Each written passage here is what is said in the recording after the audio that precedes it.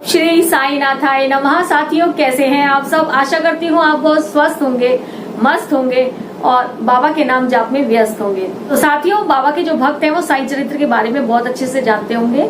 ये वो ग्रंथ है जो बाबा ने खुद अपने आप लिखवाया था हेमांत पंत जी से। चरित्र के पाठ करने से होती है सारी मनोकामनाएं पूरी और बाबा की रहती है अपने हर भक्त पर विशेष कृपा।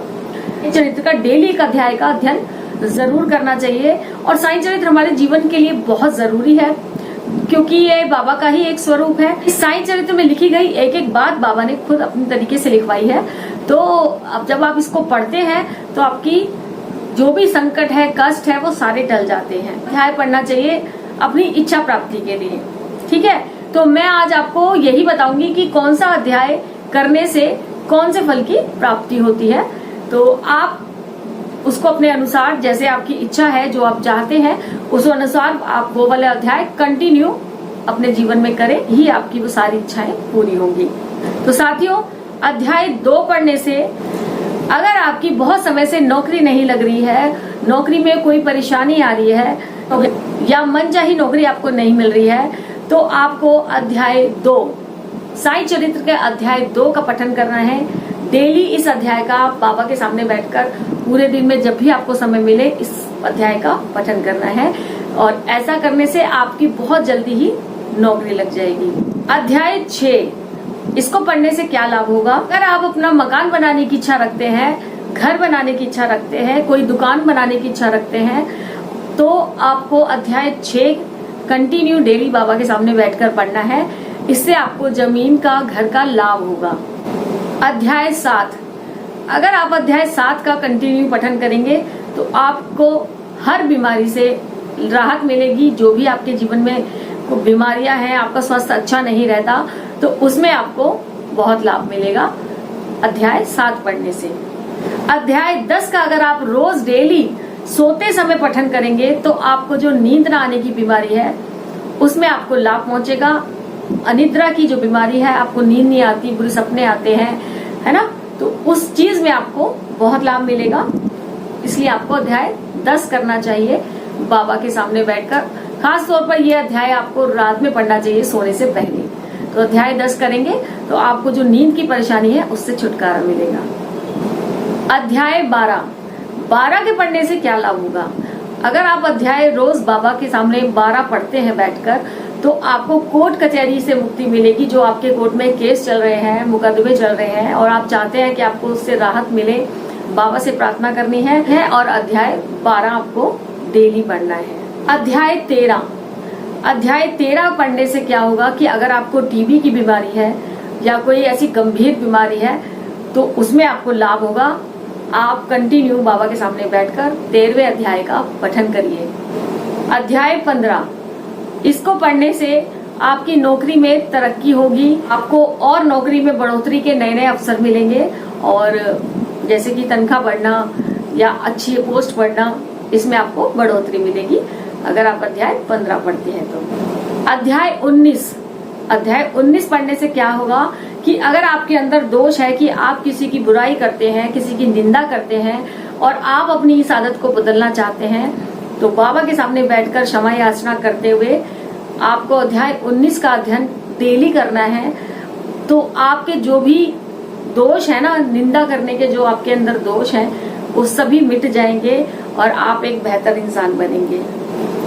अध्याय 22 का अध्ययन अगर आप बाबा के सामने बैठकर करते हैं बाबा की कृपा के लिए, तो आपकी जो भी नजर दोष है, जो आपके ऊपर बलाएं हैं, वो टल जाती हैं और असमय जो मृत्यु होने का भय हमें लगा रहता है वो भी हमारे मन से निकल जाता है अगर आप अध्याय 22 बाबा के सामने बैठकर डेली पढ़ते हैं तो।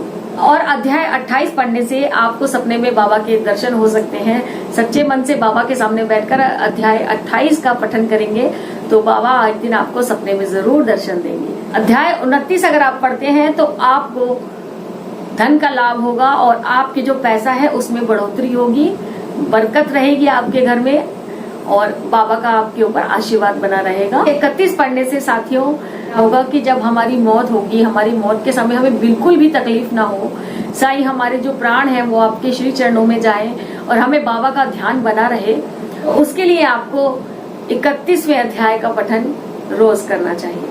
अध्याय 34 के करने से क्या होगा कि जो लाइलाज बीमारी है, बिल्कुल गंभीर बीमारी है, जहां डॉक्टर भी अपने हाथ खड़े कर चुके हैं, अगर उस कंडीशन में आप बाबा का 34वें अध्याय का पठन करते हैं तो 110% आपकी लाइलाज बीमारी भी ठीक हो जाएगी।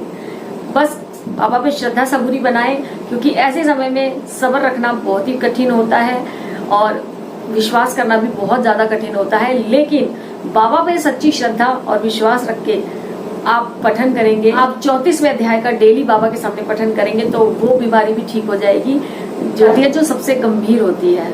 अध्याय 42 करने से क्या होगा, अगर जैसे कभी अचानक आपका एक्सीडेंट होने वाला है या आपके ऊपर जान का कोई खतरा है तो वो भी टल जाएगा अगर हम बाबा का डेली 42वें अध्याय का पठन करते हैं। तो अध्याय 43 अगर उसका आप अध्ययन करते हैं बाबा के सामने बैठकर डेली, तो असमय जो मृत्यु होगी वो टल जाएगी और बाबा हमारी प्राणों की रक्षा करेंगे।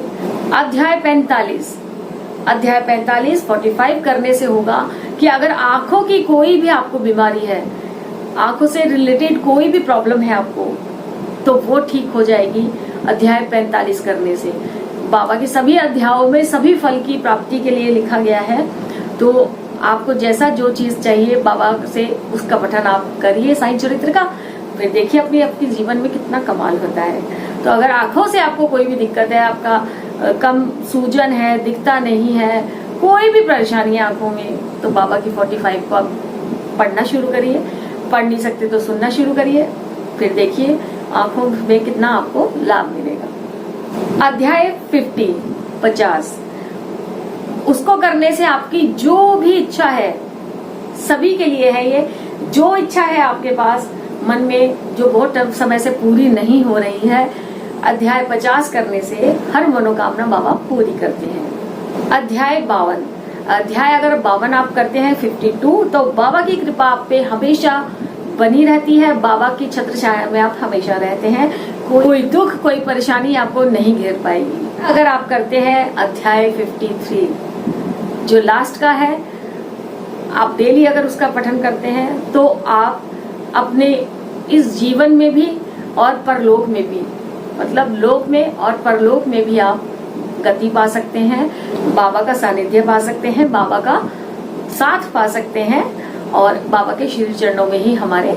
सीधा प्राण जाएंगे। और साईं चरित्र में 53 अध्याय है, तो जैसे आपकी इच्छा है, आपकी मनोकामना है, उसके आधार पर आप अपना पठन देखिए कौन सा अध्याय आप कर सकते हैं और बाबा की कृपा का, बाबा की सानिध्य का आप लाभ उठाइए। साईं भक्तों, आशा करती हूँ वीडियो आपको अच्छी लगी होगी और आपको इस वीडियो से बहुत लाभ होगा, ठीक है। और अगर कुछ पूछना चाहते हैं तो वीडियो में आप कमेंट में लिख सकते हैं। ओम साईं राम की हाजिरी तो आपको लगानी ही लगानी है।